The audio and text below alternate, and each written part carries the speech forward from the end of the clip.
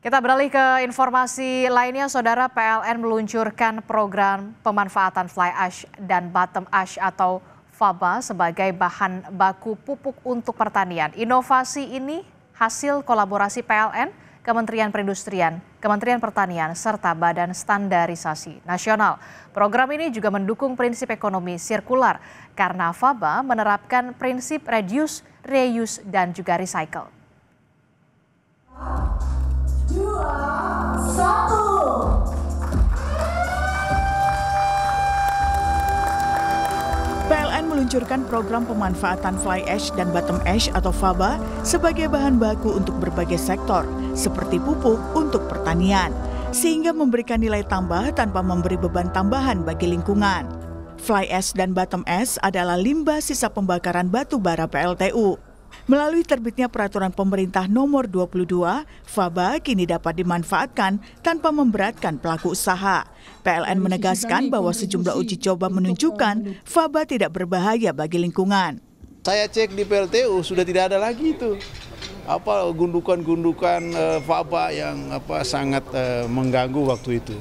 Dan alhamdulillah saya syukur puji Tuhan bahwa FABA ini sudah bisa dimanfaatkan.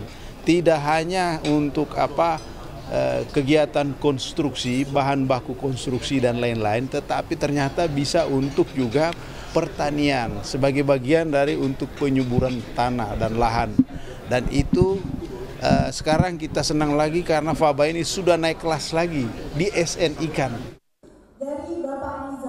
Badan Standarisasi Nasional atau BSN juga menyatakan komitmennya untuk berkolaborasi dengan PLN dalam penerapan Standar Nasional Indonesia atau SNI bagi pemanfaatan FABA. SNI ini diharapkan dapat memberikan jaminan keamanan bagi masyarakat dalam penggunaan produk FABA. Harapan kami kalau semula FABA ini adalah masih tidak jelas gitu ya, tadi yang disinggung sebagai potensi, dengan nanti diharapkan setelah ada SNI maka nanti akan diproses, diproduksi sebagaimana yang dipersyaratkan di karakteristik persyaratan SNI. FABA kini menjadi peluang besar bagi sektor pertanian dan pembangunan infrastruktur. Melalui kolaborasi ini, PLN dan BSN berupaya memastikan penerapan standar yang seragam guna mendukung terwujudnya praktik industri dan pertanian yang aman, ramah lingkungan, dan berkelanjutan. Meidina Andas, Janifan Prapta, Kompas TV, Jakarta.